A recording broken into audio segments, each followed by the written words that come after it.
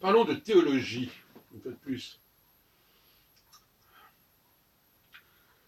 Je crois qu'il faut éviter, encore une fois, d'assimiler Yahvé avec le créateur de l'univers. On arrive là à des délires regrettables. Il ne s'agit pas de définir Yahvé au nom des critères de la science, au nom du Big Bang, je ne sais quoi.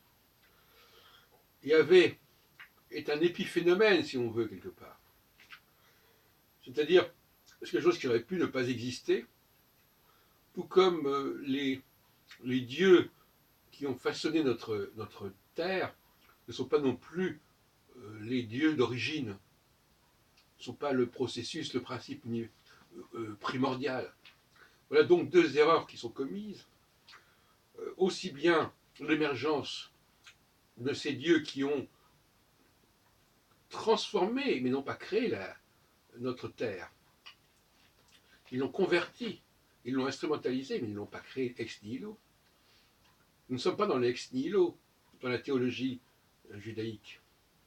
Nous ne sommes pas dans l'ex nihilo quand il s'agit des dieux, entre guillemets, qui auraient créé la terre, et une terre qui existait et ce mot créé ici veut dire converti, transformé, mais pas créé ex nihilo. Nous ne sommes pas non plus dans l'idée d'un Dieu s'adressant à Israël et existant comme cela, on ne sait pas très bien d'où. Pour moi, j'ai expliqué, ce Dieu, il fait partie des dieux, encore une fois, encore une autre définition de Dieu. Il y a au moins trois définitions de Dieu. Il y a le Dieu Big Bang, philosophique, originel, sur lequel on peut spéculer comme ça, en se servant des modèles de la science. Il y a le Dieu au sens darwinien du terme, c'est-à-dire un Dieu qui serait issu de l'évolution, et qui aurait atteint un certain seuil de technologie, qui aurait permis de venir s'occuper de notre terre, de notre humanité, et de la convertir, de la transformer. Et puis, il y a un troisième Dieu, qui lui est un Dieu qui appartient au monde de la mort, au monde des ombres. Et c'est un esprit, comme on dit. Et un de ces esprits va être sanctifié, va être élu par le peuple hébreu, parce que d'une certaine façon, je n'ai pas de problème à dire que les Hébreux auraient non pas inventé ce Dieu, mais l'auraient promu en quelque sorte, l'auraient choisi comme roi. Ou l'expression roi des Juifs qui désigne à mon avis le Dieu d'Israël. Et ce Yahvé en plus, c'est une expression qui ferait d'ailleurs, qu'est-ce qu'elle signifie? J'ai expliqué il y a déjà quelque temps que pour moi, le nom de Yahvé ne vient pas de la racine qui signifie être, mais vient de la racine qui signifie donner, qu'on retrouve d'ailleurs dans Yehuda. Donc il y a un dalet qui manque dans le tétragramme. C'est l'être qui est loué, que l'on remercie. Bon. Ni plus ni moins. Donc arrêtons de spéculer sur l'expression je suis celui qui est, etc. D'autre part, il se présente, ce Yahvé,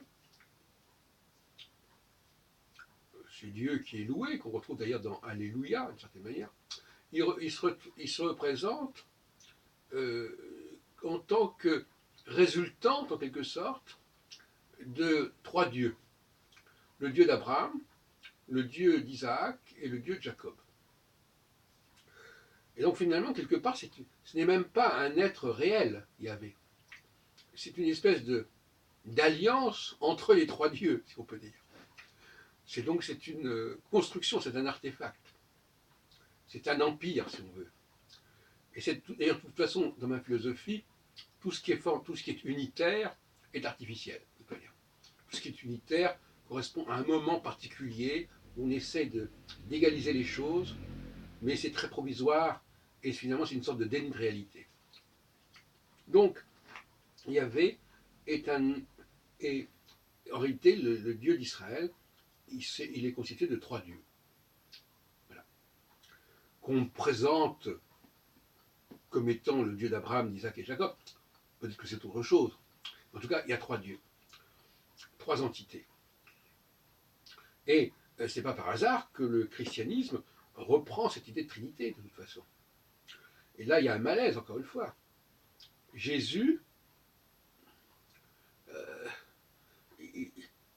un personnage qui se présente comme un être unique, c'est déjà un problème, puisque de toute façon, normalement, cette notion d'unicité est artificielle.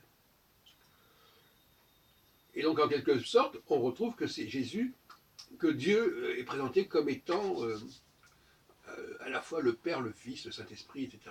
Donc, on voit bien que cette Trinité judaïque, elle se retrouve, par un biais ou par un autre, dans le discours chrétien. C'est une évidence. Et, en fin de compte, contrairement à ce qu'on pourrait croire, la Trinité est quelque chose de beaucoup plus réel que l'unité. La Trinité, c'est la diversité. C'est la hiérarchie, c'est la horizontalité et la verticalité qui forment la croix, d'ailleurs. Donc, je n'ai absolument pas de culte de l'unicité. Et d'ailleurs, nous savons très bien que toute forme d'unité est factice, quelque part. Et c'est vrai dans notre perception des réalités politiques, mais ça doit l'être également sur le plan théologique. Il faut arrêter de privilégier l'unité comme étant la réalité par excellence. Ce n'est pas du tout la réalité, l'unité. C'est au contraire une sorte de déni de réalité, de dépassement de la réalité, de pose surmoïque de la réalité qu'on veut à un moment donné présenter comme un ensemble homogène et d'un seul tenant. C'est pas du tout ça. On voit bien que sur le plan politique, toutes les unités sont des constructions. Et bien c'est pareil sur le plan religieux. Donc de ce point de vue-là, Yahvé se présente clairement à Moïse sous sa dimension trinitaire. C'est dans chapitre 3 de la Genèse. Alors que Jésus, lui, enfin je ne connais pas parfaitement le Nouveau Testament, enfin à ma connaissance, il ne se présente pas sous une forme trinitaire. C'est par la suite qu'on va dire cela, mais je veux dire que c'est pas l'expression au départ de Jésus n'est pas trinitaire, elle est unitaire. Elle tourne autour d'un seul et unique personnage.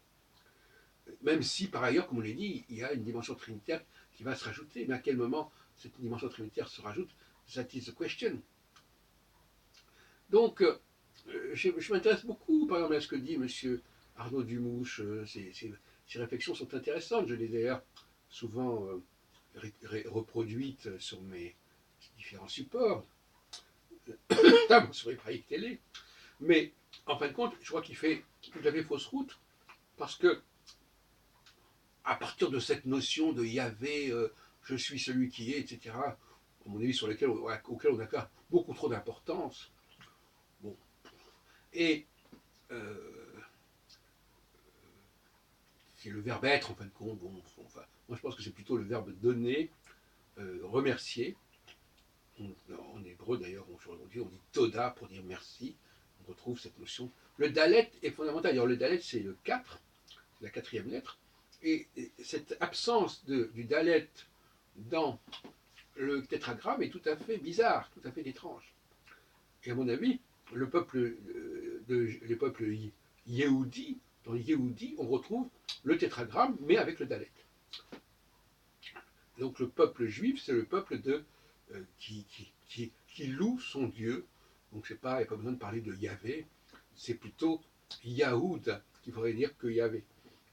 Il faut rétablir le dalet. D'ailleurs, le tétragramme, comme vous le savez d'ailleurs, comporte 2 lettres identiques, ce qui est quand même un peu bizarre, puisqu'il y a 2 fois le Hé, et par ailleurs le Hé ressemble assez fortement au dalet quelque part. Hein. C'est un dalet plus une barre. Et finalement, voilà, Monsieur Dumouche, il nous parle du Big Bang, il nous parle de la nécessité pour cet être premier d'avoir telle et telle qualité, etc. Mais on s'en fout complètement.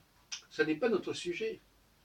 Le- le- le- ce que les scientifiques élaborent pour comprendre l'univers n'a rien à voir, ni de près ni de loin, avec ce que nous dit la Bible, ce que nous dit la Genèse.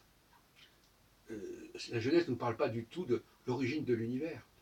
Elle nous parle de la façon dont notre humanité, notre Terre a été transformée par des interventions extérieures, qui elles-mêmes sont évidemment le résultat de tout un processus évolutif, etc., bon, assez aléatoire.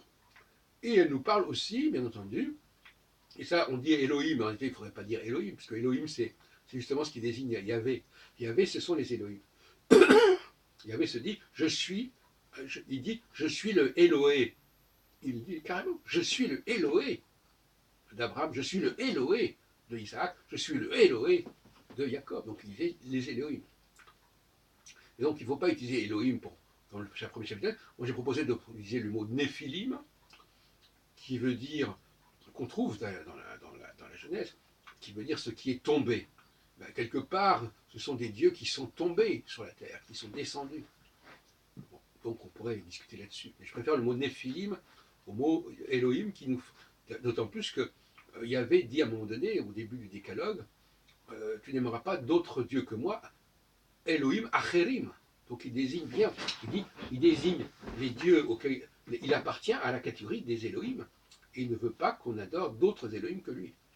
Donc ça n'a rien à voir avec le Elohim, ça n'a rien à voir avec l'entité qui a créé la terre. C'est encore autre chose. Donc on mélange trois niveaux de Dieu, on emploie le mot Dieu pour désigner trois catégories complètement différentes d'entités, et c'est une erreur fondamentale.